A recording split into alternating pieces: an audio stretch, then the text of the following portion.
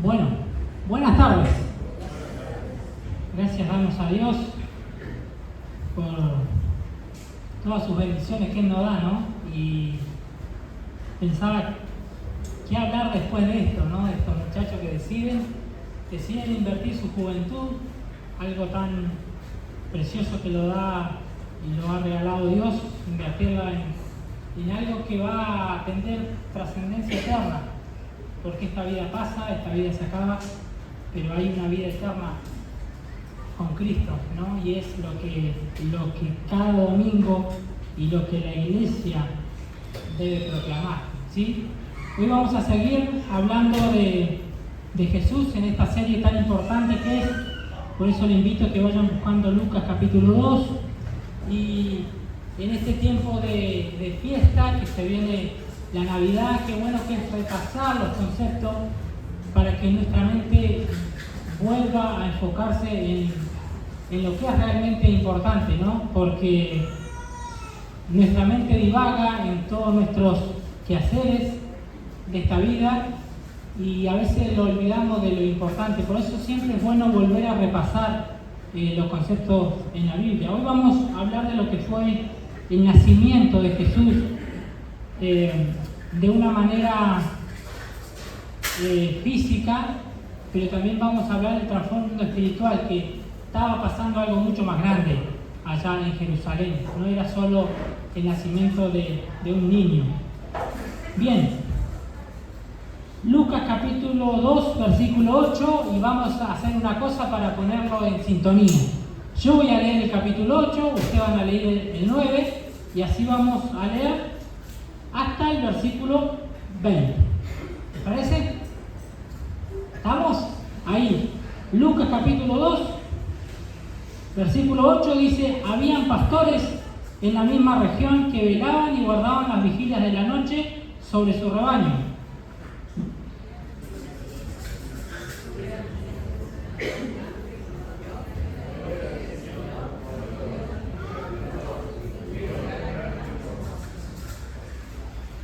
Pero el ángel les dijo: no teman, porque he aquí os doy nueva de gran gozo, que será para todo el pueblo.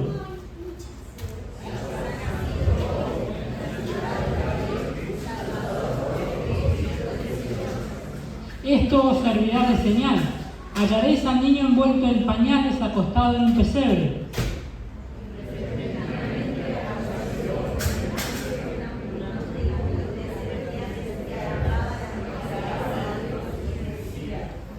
Gloria a Dios en las alturas y en la tierra paz, buena voluntad para con los hombres.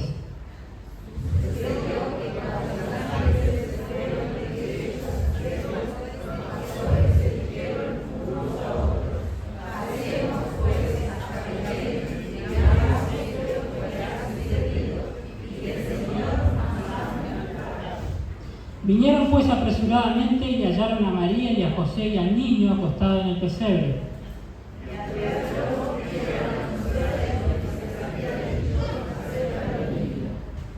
Y todos los que oyeron se maravillaron de los pastores, les decía, se maravillaron de lo que los pastores les decían.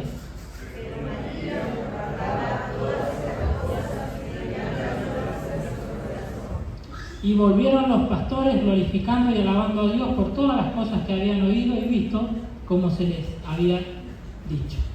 Muy bien. Y de esta manera estamos todos en sintonía y ya sé que tienen el pasaje ahí frente a sus ojos, ¿sí? Estamos viendo lo que fue el nacimiento de Jesucristo en Belén. ¿Sabes qué? Hoy Omar nos compartió un poco en la Cena del Señor que fue un nacimiento profetizado, ¿sí? Quizás lo sabés de memoria, Isaías 7, versículo 14, que decía: he aquí la Virgen concebirá y dará a luz un hijo y llamará su nombre Emmanuel, ¿sí? Primeramente llamará su nombre Emmanuel. Váyanse acordando de las palabras porque después tenemos que conciliar las palabras, ¿sí? Llamará su nombre Emmanuel. Y después Miqueas 5:2, si lo podés ahí poner, Miqueas 5:2. Bien, dice: pero tú, Belén Efrata, pequeña para estar entre las familias de Judá, de ti me saldrá el que será Señor en Israel, y sus salidas son desde el principio, desde los días de la eternidad. Dos palabras a tener en cuenta. Pero tú, Belén Efrata, pequeña para estar entre la familia de Judá, de ti saldrá el que será Señor. Ahí nos da el lugar donde iba a nacer el Mesías, el Hijo de Dios. Pero también dice, y sus salidas son desde el principio, desde la eternidad, desde los días de la eternidad. O sea, que Jesucristo no comienza en Belén, es desde los días de la eternidad.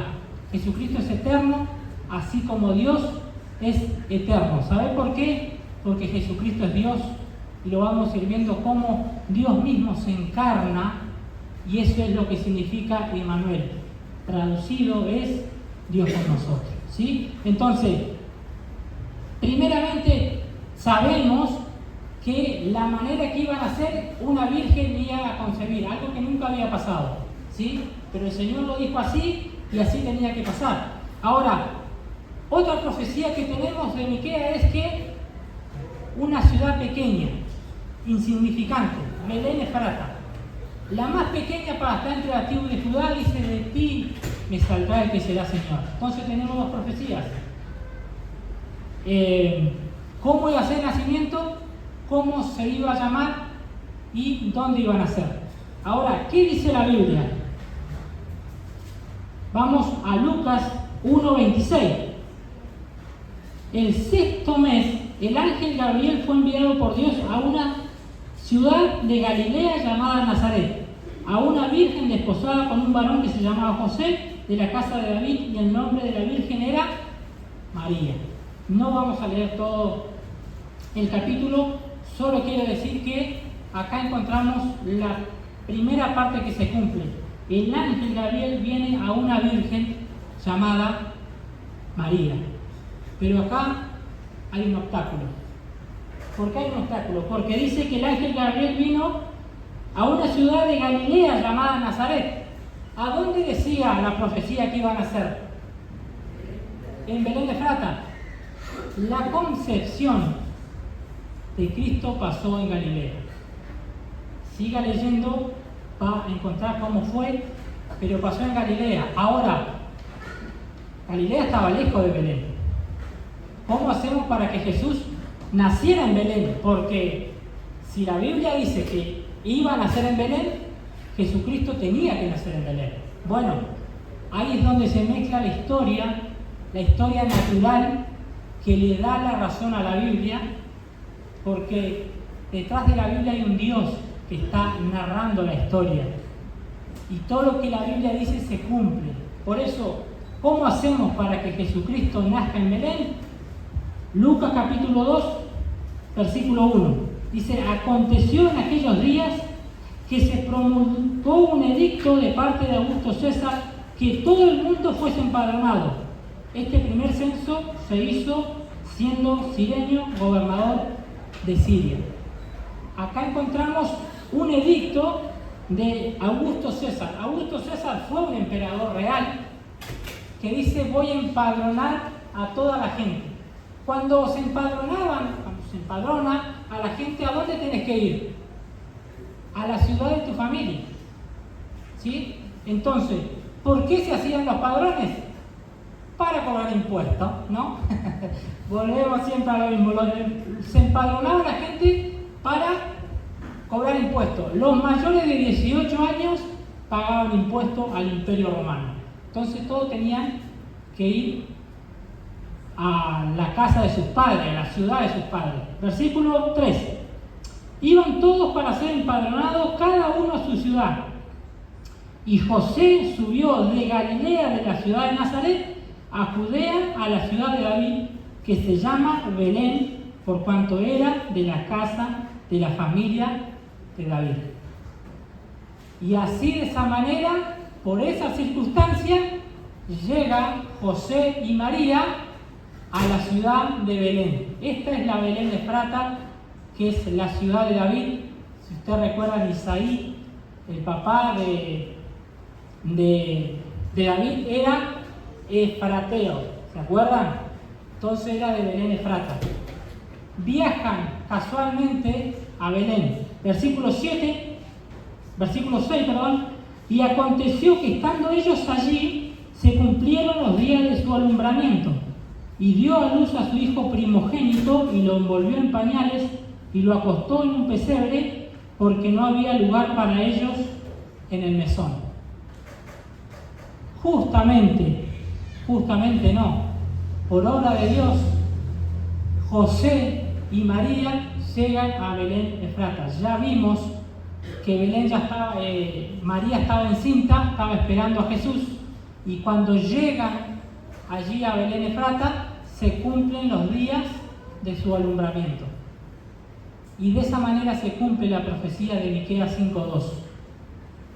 De tú, Belén Efrata, me saldrá el que será Señor de Israel.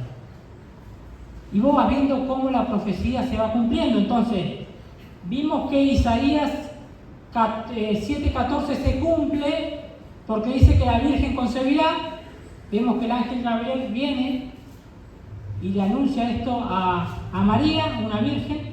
Ahora vemos que en Miqueas 5:2 se cumple porque Jesucristo nace en Belén Efrata, pero también vemos que falta algo ahí.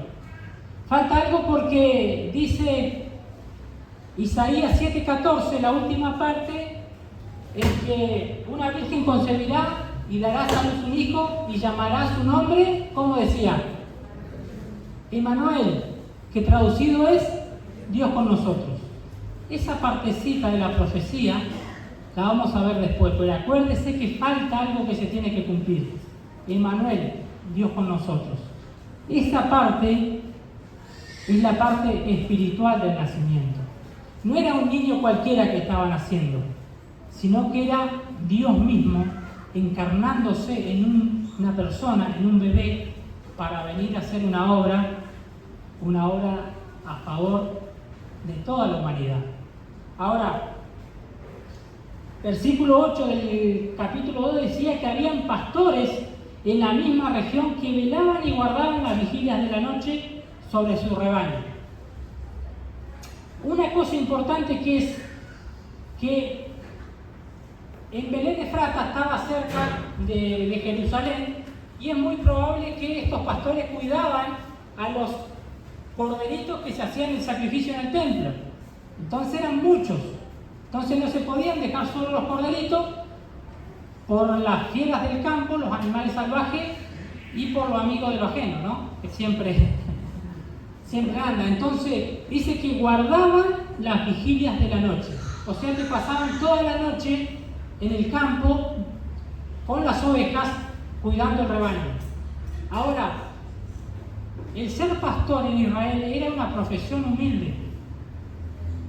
No era una profesión quizás bien remunerada, no eran tenidas en cuenta las personas que eran pastores, sino que en este ámbito espiritual del nacimiento del Mesías y la espera del Mesías, todos ponían la mira en el templo y ponían la mira donde los escribas y los intérpretes de la ley para que dijeran cuándo y dónde iban a ser el Mesías.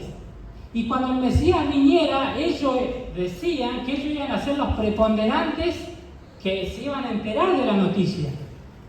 Iban a presentar a ese Mesías vencedor que lo iba a sacar de la esclavitud del Imperio Romano. Una mirada equivocada de las Escrituras. Cristo vino en humildad. Cristo se le revela a estos pastores. ¿Por qué se le revela a estos pastores? Porque tenían el corazón dispuestos, esperando la redención de Israel. Dios no busca grandes hombres. Dios no busca tu profesión y que sea un sabio de la palabra para predicar la palabra. ¿Sabes qué? Dios busca humildad. Los grandes hombres de la Biblia fueron tan humildes que vos te das cuenta que no hace falta ser un gran teólogo, sino que hace falta disponer el corazón. Uno de ellos fue Juan el Bautista. Dice la palabra de Dios en Mateo 11:11 que no hubo profeta como Juan el Bautista. Dice Mateo 11:11 que desde los nacidos de mujer no hay otro mayor que Juan el Bautista. Pero ese mismo Juan el Bautista dijo en Juan 1:27, anunciando a Jesucristo, dice: detrás de mí viene uno que bautiza con el Espíritu Santo, el cual yo no soy digno de desatar la correa de su calzado. ¿Qué pasó ahí? Juan el Bautista, el más grande profeta, no se sentía digno, se sentía humilde ante la presencia de Dios. Dios vino en humildad porque Él vino a hacer una obra a favor de las personas que estaban oprimidas por el pecado. ¿Sabes qué? Como dijimos al principio, Jesucristo no empieza en Belén, Él era eterno. Si vos vas a Juan 10:30, dice: yo y el Padre uno somos. Yo y el Padre uno somos. O sea que antes, desde que la Biblia empezara, en el principio creó Dios los cielos y la tierra, Jesucristo ya coexistía con el Padre. ¿Por qué? Porque Él es Dios. Él participa de la santidad de Dios. Aquella santidad que dice Isaías 6, versículo 3, que Dios es santo, santo, santo. Jesucristo participaba y participa de esa santidad. Él no comienza en Belén como un niño. Ahí no es el comienzo de Jesucristo. Esa era la encarnación de Jesucristo para que Él viniera a hacer la obra a favor de nosotros. Jesucristo es eterno. Dice Juan 16:28, salí del Padre y he venido al mundo, otra vez dejo al mundo y voy al Padre. Porque aquel era su lugar de residencia. Jesucristo le explicó esto a las personas y muchos no lo entendieron. Él dijo: mi reino no es de este mundo, su reino era celestial. Muchos no lo comprendieron. Vos podés leer la Biblia desde los Evangelios hasta el Apocalipsis y vas a encontrar que en Apocalipsis 22:13 Jesucristo se presenta como: yo soy el Alfa y el Omega, el principio y el fin, el primero y el último.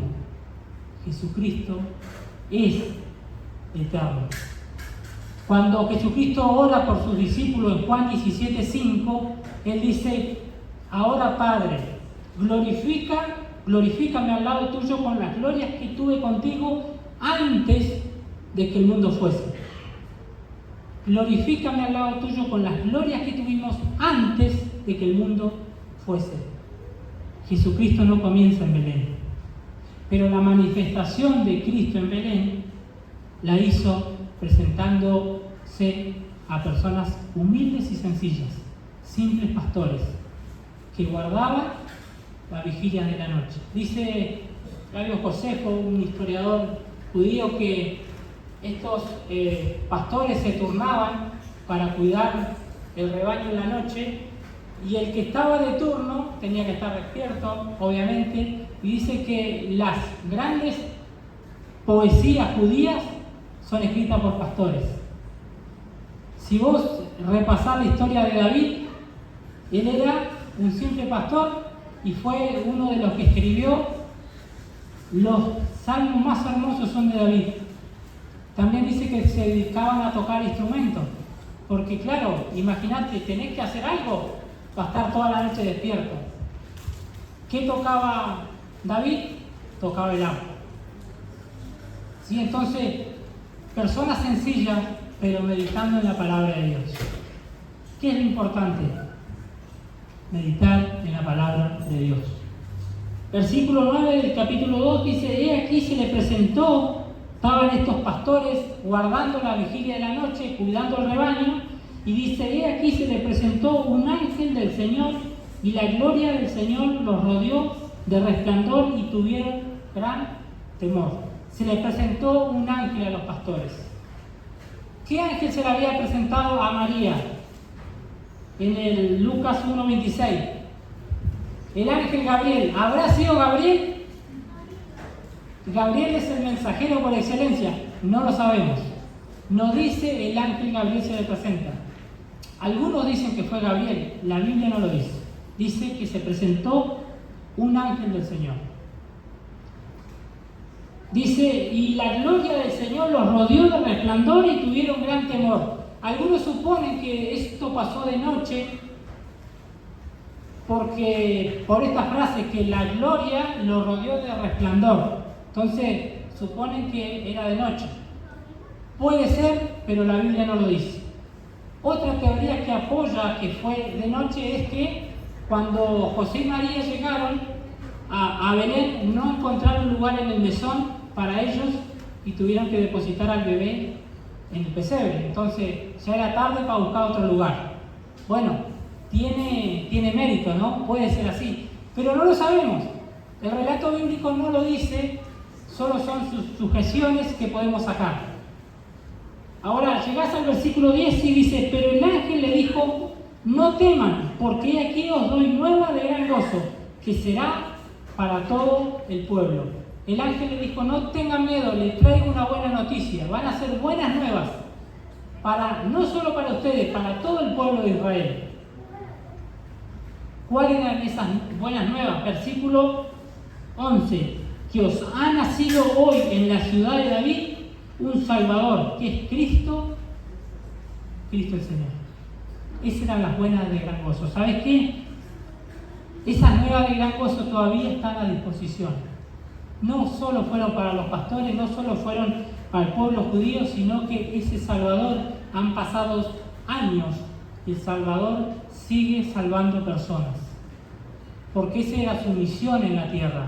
No era solo nacer, sino que dice la palabra de Dios en Juan 3:17: porque no envió Dios a su Hijo para condenar al mundo, sino para que el mundo sea salvo por él. Ese era el propósito de Dios. Ahora, versículo 12, y le dice: esto le va a servir de señal. Hallarán al niño envuelto en pañales, acostado en un pesebre. Y repentinamente apareció con el ángel una multitud de las huestes celestiales que adoraban a Dios y decían: gloria a Dios en las alturas y en la tierra, paz, buena voluntad para con los hombres. Esto me hace pensar que los ángeles de Dios, los ángeles que estaban en el cielo, estaban expectantes viendo lo que había pasado en Belén. No fue un nacimiento cualquiera. Se conmovieron los cielos. Dios envió ángeles a los pastores. Se conmovió el gobierno. ¿Te acordás cuando vinieron los magos? ¿A dónde fueron? Al palacio de Herodes. Y Herodes, preocupado a ver cuál era el rey que había nacido. Se conmovieron los astros. ¿Qué fue lo que guió a los magos hacia Jesús? Una estrella los guió de oriente, no sabemos de dónde, pero guió a esos magos para que vinieran a ver a Jesucristo. Ese es el Dios que tenemos. No necesita GPS Dios. Él puede usar ángeles, puede usar una estrella, porque Él es Dios. Y lo que estaba pasando en Belén era mucho más grande que un nacimiento de un simple niño. El Dios creador, el Dios del universo, el Logos, la palabra, por quien fueron todas las cosas, encarnándose en un pequeño bebé. Ahora, esto se entiende por fe. No lo podés razonar. Porque Jesucristo venía a hacer una obra de salvación. Por eso era tan importante aquel nacimiento. Versículo 15. Sucedió que cuando los ángeles se fueron de ellos al cielo, los pastores se dijeron unos a otros: pasemos pues hasta Belén y veamos esto que ha sucedido y que el Señor nos ha manifestado. Versículo 16. Vinieron pues apresuradamente y hallaron a María y a José y al niño acostado en el pesebre. ¿Qué harías vos si tuviera una visión de esta? Que ven un ángel y te dice: en Belén está pasando esto. Ovejita, lo siento, pero yo me voy a ver lo que está pasando en Belén. Esto habla de los corazones de los pastores. Era mucho más importante que estaban haciendo el Salvador que lo que ellos estaban haciendo. Dejaron todo y corrieron. Y la señal que el niño iba a estar en el pesebre dice que, versículo 16, vinieron apresuradamente y hallaron a María y a José y al niño acostado en el pesebre. Por eso, una cosa para corregir que se ha introducido, ¿no? Moisés hablaba el domingo pasado de los nombres de los magos que vinieron de Oriente. ¿Cómo es? ¿Melchor? Bueno, eso. No lo sabemos. No lo sabemos porque la Biblia no lo dice. Otra cosa. Cuando usted vaya a un bazar y compre un pesebre y va a encontrar a los 3 magos, no lo compre porque eso está mal. No fueron los magos los que estuvieron en el pesebre, fueron los pastores. Los magos vinieron de Oriente. Con mucho apuro, 2 meses, 3 meses de camino. Fueron al palacio de Herodes. Herodes fue a los sacerdotes a indagar a ver dónde nacía Cristo. Y de ahí los magos van a ver a Cristo. María ya estaba en su casa. Lea Mateo capítulo 2. No son los magos, son los pastores que encuentran al niño en el pesebre. Tradiciones que se van mezclando, pero tenemos que volver a la Biblia, lo que dice la Biblia.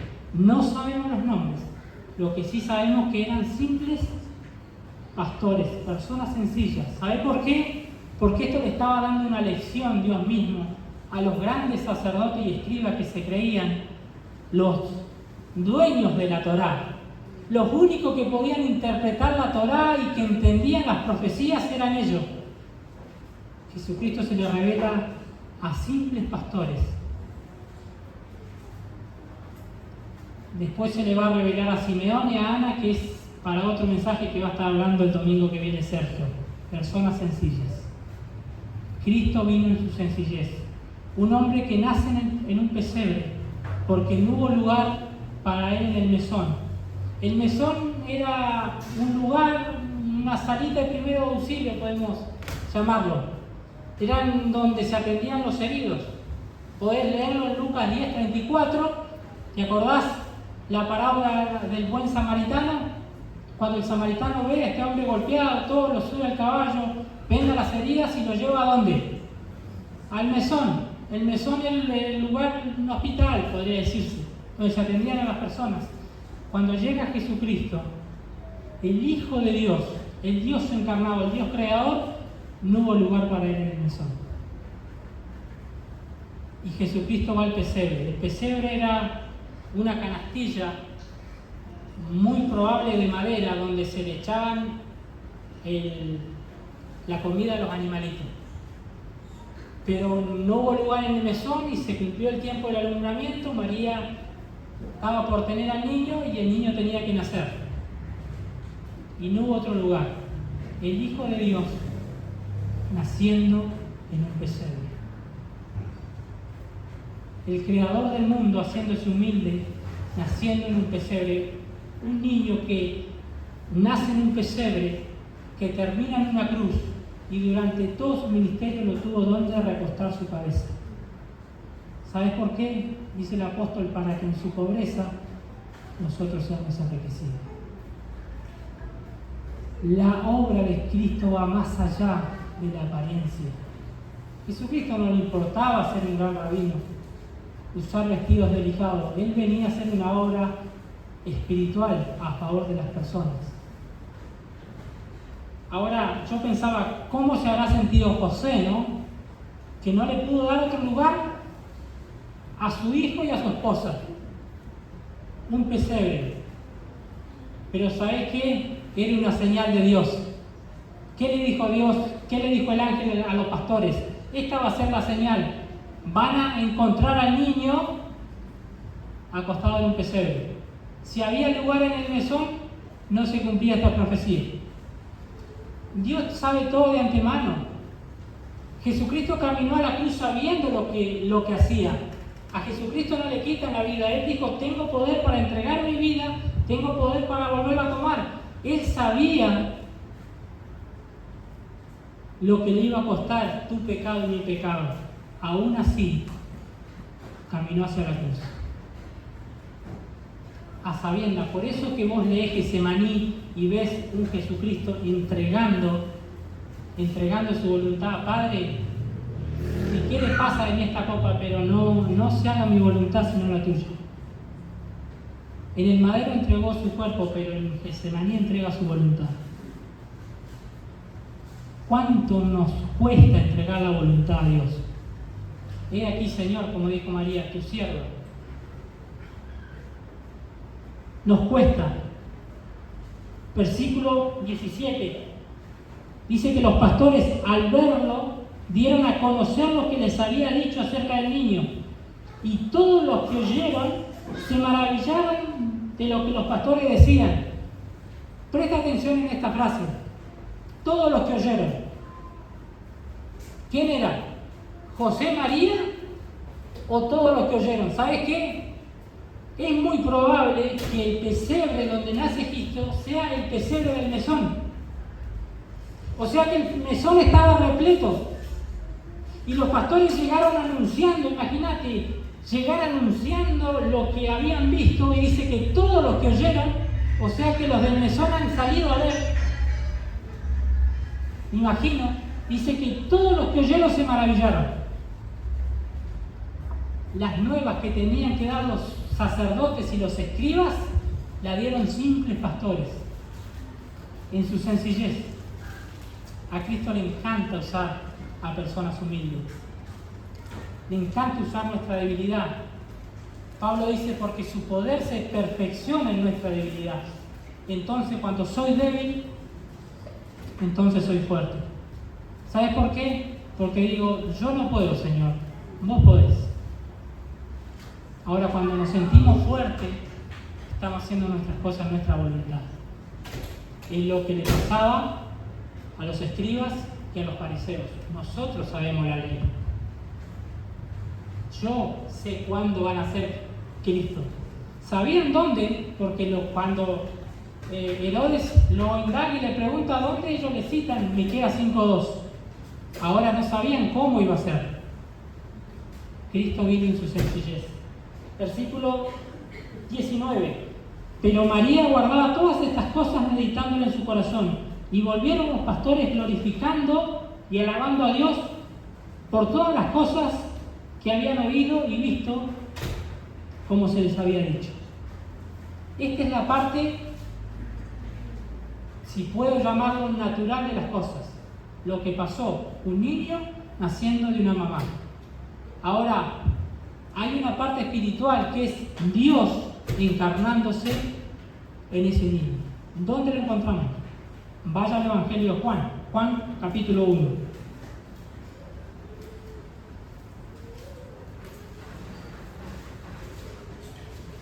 Juan capítulo 1 comienza diciendo: en el principio era el verbo, y el verbo era con Dios, y el verbo era Dios. Está hablando de Cristo. En el principio era el Logos, era la palabra, Cristo. Versículo 2, este era en el principio con Dios. ¿Te acordás? Juan 10:30, yo y el Padre uno somos. Versículo 3, todas las cosas por Él fueron hechas, y sin Él nada de lo que ha sido hecho fue hecho. O sea, era el Dios creador encarnándose. Y para que no quede duda, porque el judío cuando quiere enfatizar algo, hace algo. Primero hace listas y después pone un concepto arriba de otro concepto. Eso lo vemos mucho en Pablo. El versículo 14 dice: y aquel verbo fue hecho carne y habitó entre nosotros y vimos su gloria, gloria como del unigénito del Padre, lleno de gracia y de verdad. Aquel verbo, la palabra, Cristo, se hizo carne en un bebé. Y dice, y habitó entre nosotros. Cristo tuvo un ministerio, habitó entre la gente. Y dice, y vimos su gloria. Esto lo puede decir solo Juan, Jacobo y Pedro. Mateo capítulo 17, Cristo se transfigura delante de ellos, ante estas tres personas solamente. Por eso que él dice, vimos su gloria, el monte de la transfiguración. Gloria como del unigénito del Padre, lleno de gracia y de verdad. Te das cuenta que en Belén estaba pasando algo mucho más importante, el nacimiento de un simple niño. Y para resumir esta idea, Pablo la resume en 1 Timoteo 3:16, ¿no? Está bueno para hacer una regla mnemotécnica con los 3:16 de la Biblia. Juan 3:16, primera de Timoteo 3:16, dice Pablo: indiscutiblemente grande es el misterio de la piedad. Dios fue manifestado en carne. Dios fue manifestado en carne, justificado en el Espíritu, el bautismo del Señor Jesús, justificado en el Espíritu, visto de los ángeles que cantaron gloria a Dios en las alturas y en la tierra paz y buena voluntad para con los hombres, predicado a los gentiles. No solo las buenas nuevas fue para los judíos, sino que también fue para samaritanos y para gentiles. Dice: creído en el mundo, recibido arriba en gloria. La obra completa de Cristo. Cristo vino, nació en Belén como un niño, creció, tuvo un ministerio, fue a la cruz, resucitó y hoy está a la diestra de Dios. La pregunta es: ¿lo crees? ¿Sabés que si lo crees podés tener salvación en Cristo? Si no lo crees es imposible. Porque la Biblia dice que con el corazón se cree para justicia, pero con la boca se confiesa para salvación. Si vos realmente crees en Jesucristo, con tu boca tenés que pedirle perdón por tus pecados. No hay otra manera. Con el corazón se cree para justicia, pero con la boca se confiesa para salvación. Sin confesión de pecado no hay perdón de pecado. Pero eso es personal y es un acto espiritual. Hoy podés ejercer fe en la persona de Jesucristo y decirle: Cristo, creo que naciste como un niño, pero que era Dios encarnándose. Dios fue manifestado en carne. Que tuviste un ministerio, que viviste la vida que yo no puedo vivir. ¿Cuántas veces le has fallado a Dios? ¿Cuántas veces has pecado? ¿Sabés que la palabra pecado significa errar al blanco?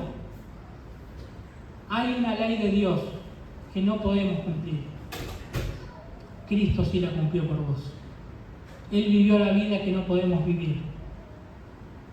Murió la muerte que tampoco podemos morir. Porque aun si nosotros muriéramos por uno mismo, la paga del pecado es muerte, o sea que estaríamos pagando nuestros propios pecados. Jesucristo fue sin pecado, el justo por los injustos, para llevarnos a Dios. Él entrega su vida en el Calvario por tu pecado y por mi pecado. Y hoy te ofrece salvación. Juan 3:17, porque no envió Dios a su Hijo para condenar al mundo, sino para que el mundo sea salvo por él. Estas fueron las nuevas de gran gozo que le dieron los ángeles a los pastores. Esa nueva de gran gozo todavía está vigente. Solo depende de vos.